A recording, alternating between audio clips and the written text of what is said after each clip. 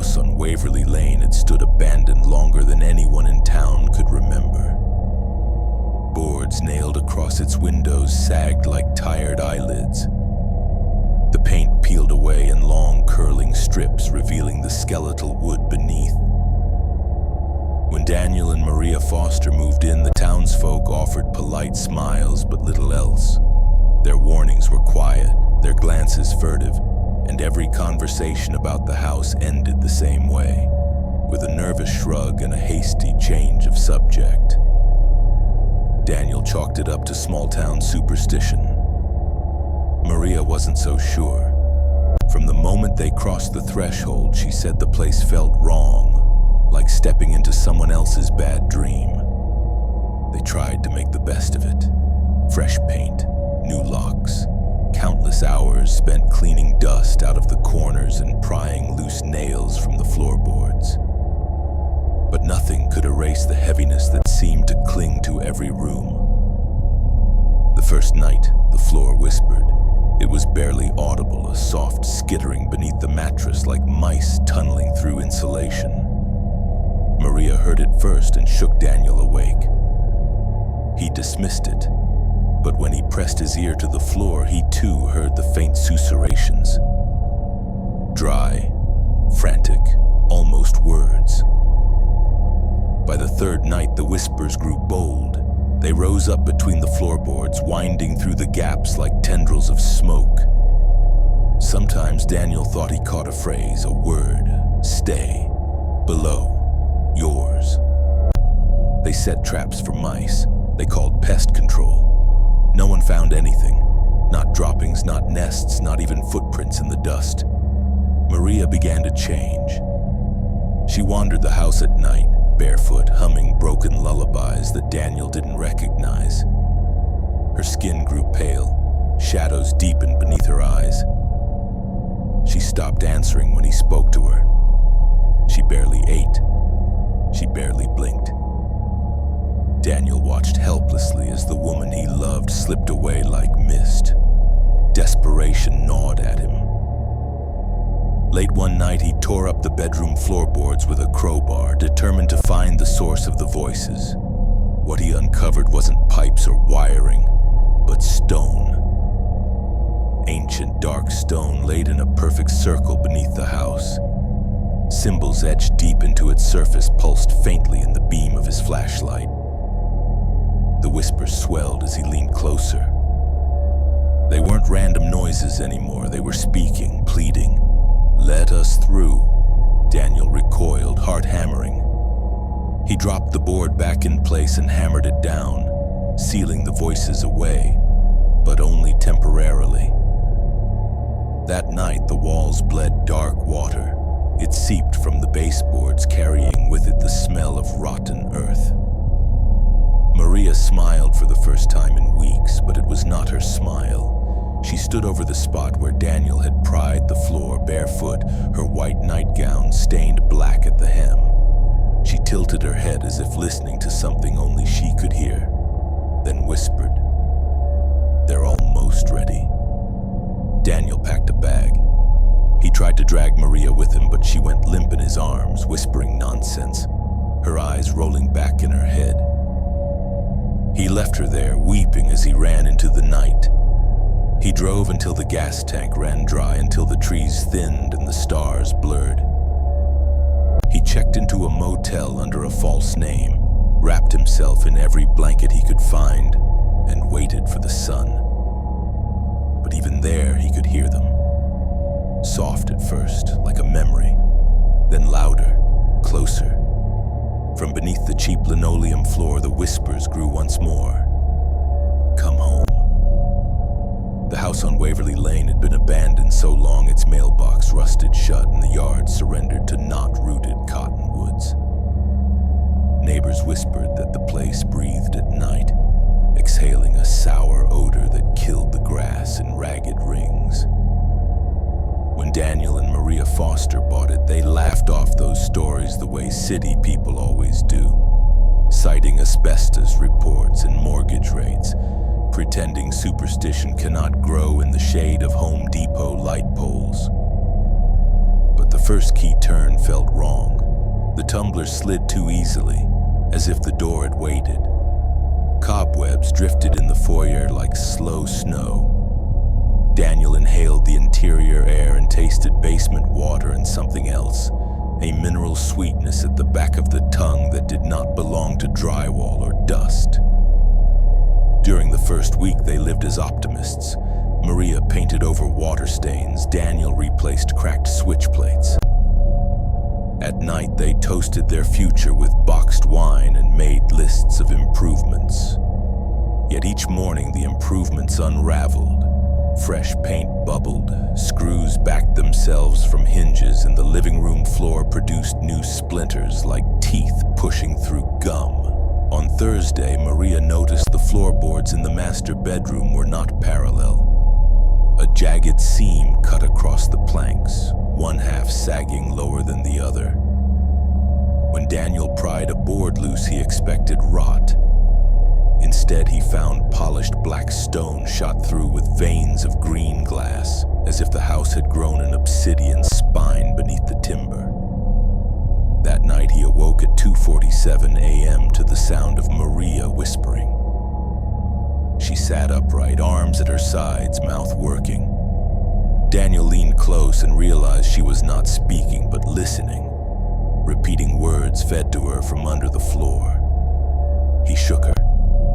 She blinked, confused, and the whispering stopped as though a receiver had been hung up deep underground. Days dissolved into damp twilight. Maria walked barefoot, following hairline cracks, spidering through rooms, humming a lullaby her mother had never taught her. Daniel found mud prints shaped like children's hands beneath every radiator vent. No footprints led away. Desperate, Daniel visited the county archives. The clerk, an elderly man with cataract milk eyes, produced yellowed plats dated 1894. The house stood atop an abandoned miners' congregation ground. A foreman had let 20 men die in a collapsed shaft. Their widows held seances in the parlor that once occupied Daniel's living room, begging the earth to give their husbands back. That petition, according to local legend, was answered, but not by heaven. That evening, Daniel confronted Maria, pleading to leave. She smiled a stranger's smile and said, "They're almost finished digging." Her voice held gravel as though another throat spoke through hers. He armed himself with a crowbar and descended into the basement he had so far avoided. At its center lay a circular hatch of the same black stone. Etched across it were concentric prayers in a language of serrated curves.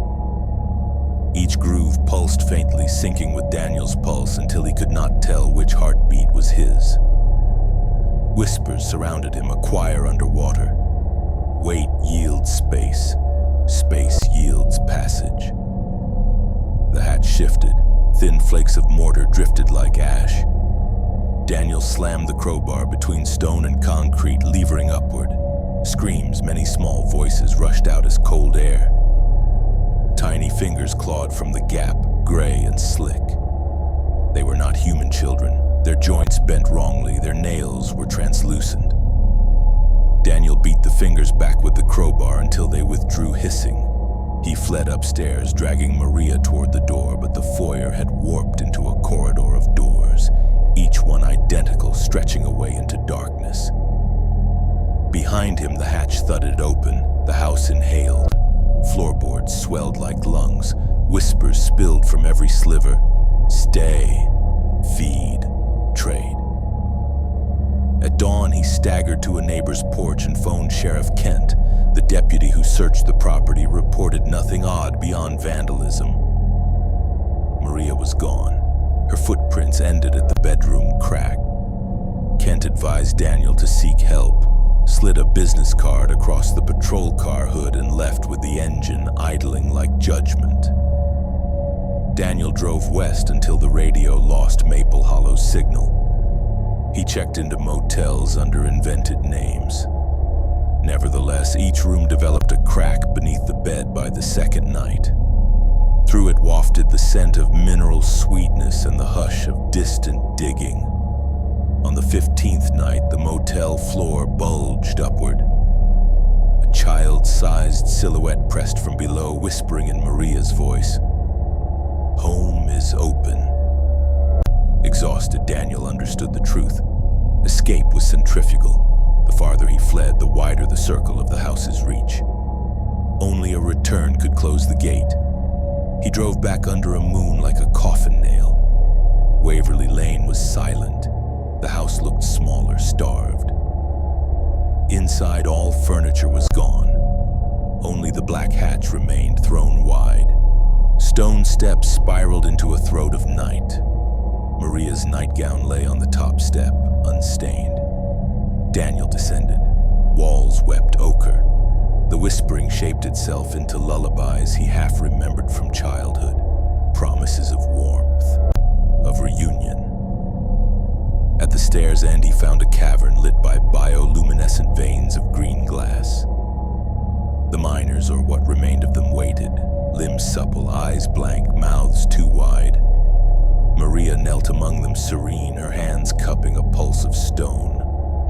In the cavern's center yawned a hole into deeper dark. The beings urged Daniel forward. His foot slid on loam that smelled of grave rot and honeysuckle. He realized the bargain. A living surface must feed the void below, just as the void sustained the house. Trade, balance. Daniel stepped back. The ground convulsed, angry. Maria stood, eyes pleading, yet not hers alone. Her voice echoed with the chorus. Stay, below, ours. Fingers erupted around Daniel's ankles. He swung the crowbar. Metal met brittle bone, splintered. He ran, ascended, the stairs collapsing behind him.